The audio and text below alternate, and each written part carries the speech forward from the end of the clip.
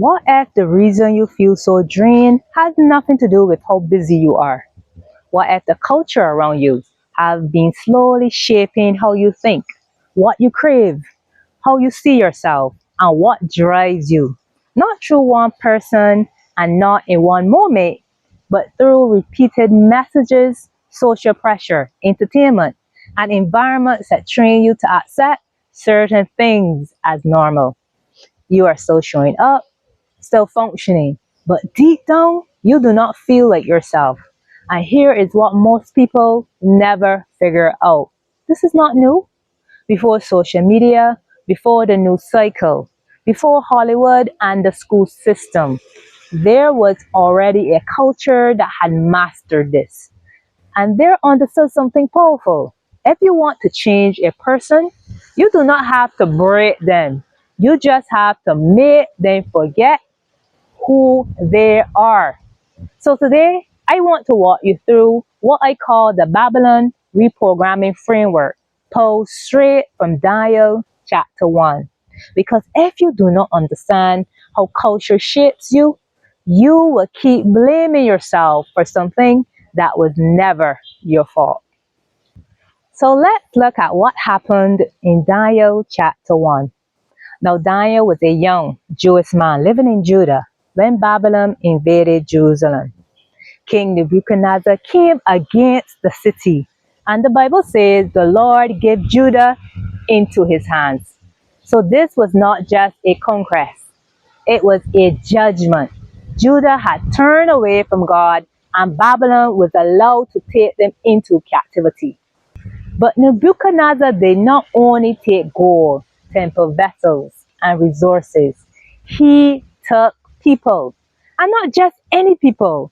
Babylon was not looking for just anyone. They wanted the sharp ones, the gifted ones, the ones with potential, the ones who could think, learn, lead, and eventually be useful to the empire. And once he selected them, he did not leave them alone. He put them through a system. They were taught the language and literature of Babylon. They were given new names. They were assigned food and wine from the king's table. They were trained for 3 years. And at the end of that process, they were expected to serve in the king's palace. So when you read Daniel 1, you are not just reading about a captivity. You are reading about a solid strategy. Babylon wanted to reshape them. The goal was not to move them to one location to another. The goal was to move them from one identity to another, from Judah to Babylon, from covenant thinking to Babylonian thinking, from God-centered names to Babylonian names, from dependence on God to dependence on the king's provision, from serving God's purpose to serving the empire's agenda. This is what makes Daniel 1 so powerful. Nebuchadnezzar understood that if you want to change a people, you do not have to attack their bodies. You attack their foundation. You change their environment. You retrain their thinking. You refine their identity. You shape their appetites. You seduce them with comfort. You reward them with status. You open doors that they cannot refuse. And then you redirect their gifts towards your agenda. That was the strategy. And Daniel found himself right in the middle of it. So let's get into the framework. So the first part of the strategy was this location. Daniel and his friends were not just moved to a new location, they were removed from the environment that helped remind them who they were. The symbols, the people, the worship setting, the community, all of it was gone. And that is important because we were never designed to grow in isolation. Proverbs says, iron sharpens iron. But what happens when the iron is removed? What happens when you are still serving, still pouring out, still showing up for everyone else, but you are no longer surrounded by the people who sharpen you, the people who challenge you, the people who correct you, the people who see what you cannot see, the people who are mature enough to tell you the truth, not just what you want to hear.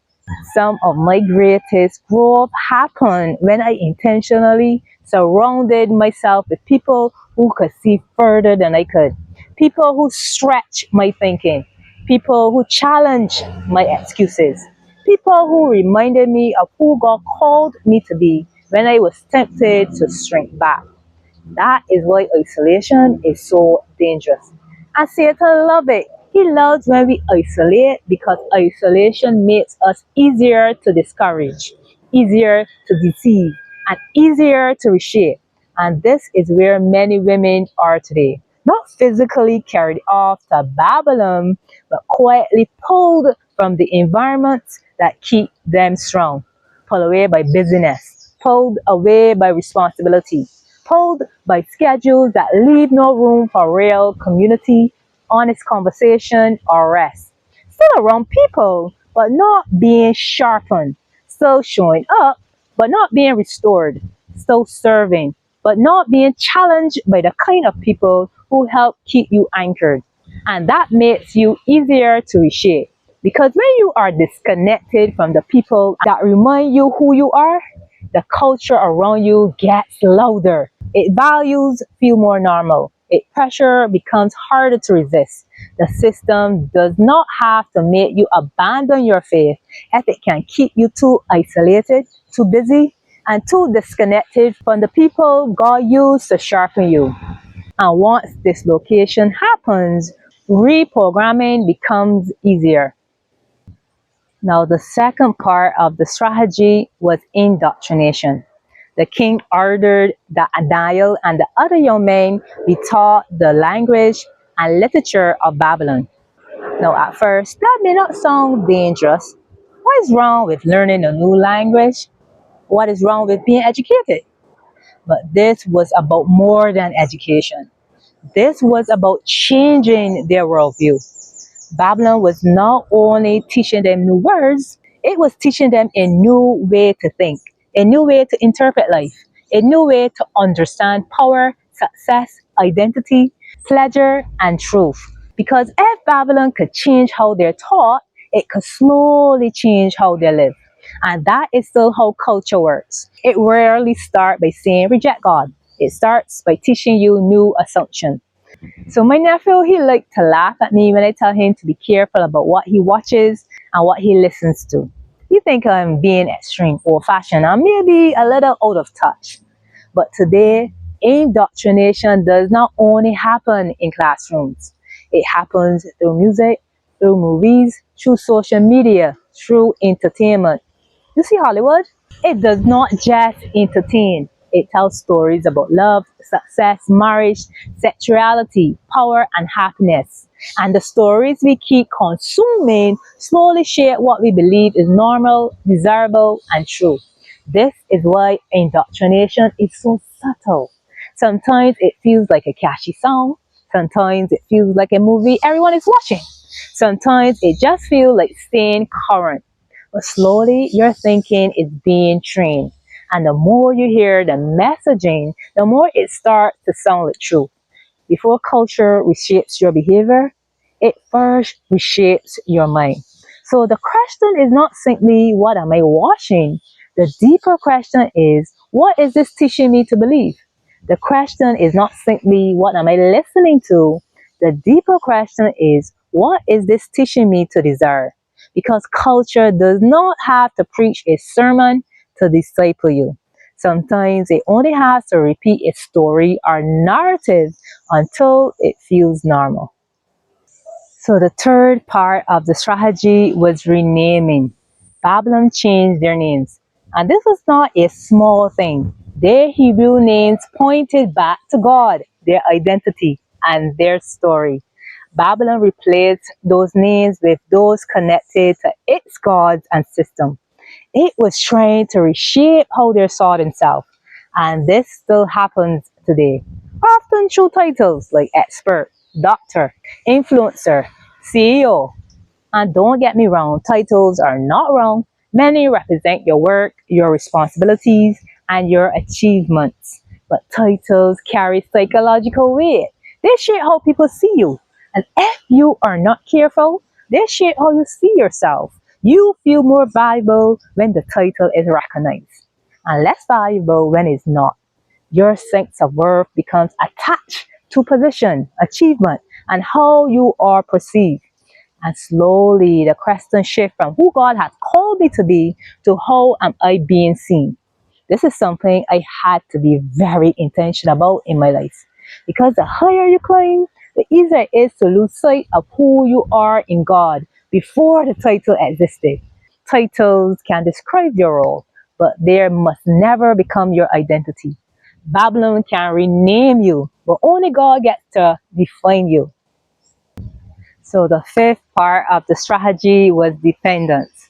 Babylon did not only want Daniel's attention, it wanted to become his source.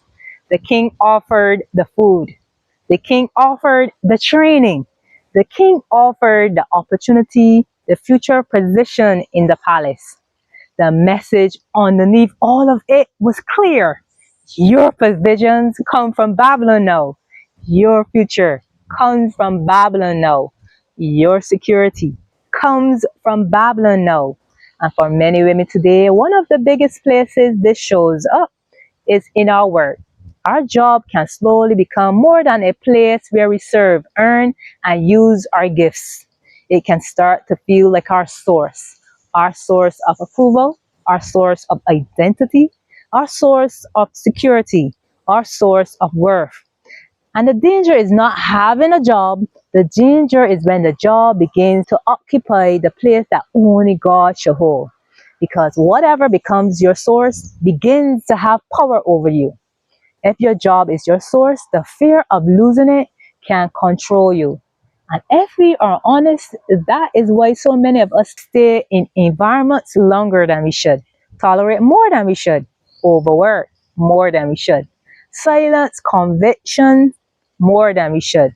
Not because we do not love God, but because somewhere along the way, the job stopped being a tool and started feeling like the source.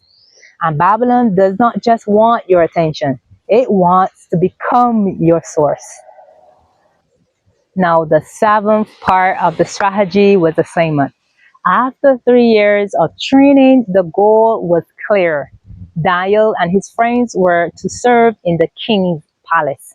Babylon did not only want to educate them, it wanted their gifts, their wisdom, excellence, discipline, and ability to solve problems. But it wanted those gifts working for Babylon's agenda. And this is where we have to be careful.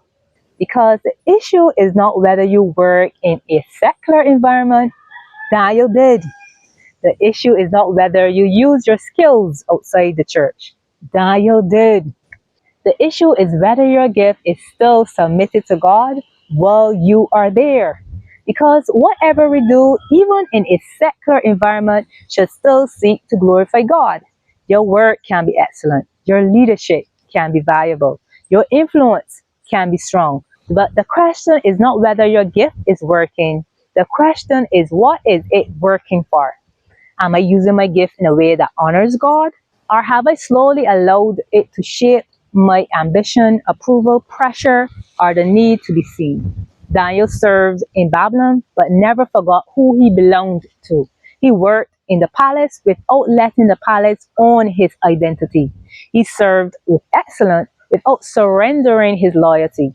He operated in the system without being absorbed by it. We are not called to hide our gifts, but we are called to keep them surrendered. So this part of the framework asks a serious question. Where is my gift being used? And is it still bringing glory to God?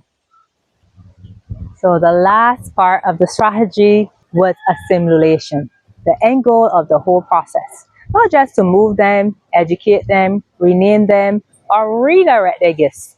The goal was to make them Babylonian, to make them think like Babylon, to have the same desires like Babylon, depend on Babylon, and eventually start feeling any tension about it. That is assimilation. And it is not always sudden. Sometimes something bothers you the first time, a little less the second time, and eventually you tell yourself, This is just how things are. Now, I experienced this firsthand when I got my first job. What shocked me most was not the behavior of people who were not Christians, it was the behavior of Christians, the deceit, the politics, the length people went to protect their position. And honestly, it confused me. But what disturbed me even more was what I noticed in myself over time. I began adopting some of the same behaviors, especially in the way I led others. I did not even see it happening. That is how assimilation works. It does not announce itself. It begins calling compromise wisdom. You begin calling people pleasing, keeping the peace. And slowly, you are not fighting anymore. You are fitting in. But Daniel resisted that descent. He lived in Babylon without letting Babylon live in him. Because the real danger is not obvious rebellion, it is slow assimilation. When you no longer feel the tension between what God says and what the culture expects. When compromise starts feeling normal, the reprogramming has already gone deep. So the deeper question is not only do I still believe in God, it is what have I started accepting as normal that is actually reshaping me. So here is where I want to leave you. Daniel's story reminds us that you can live in Babylon without letting Babylon live in you. You can work in the culture, raise a family in the culture, use your gifts in the culture without allowing the culture to define your identity, shape your appetite, become your source, or redirect your purpose. But you have to be aware because reprogramming does not always feel like rebellion. Sometimes it just feels like life. But Daniel made up his mind, and maybe that is where we have to begin to. Lord, show me where I have been shaped more by culture than by you. Show me what I have accepted as normal that is actually draining me. Show me where I have forgotten who I am. Because culture can try to rename you, train you, distract you, and redirect you.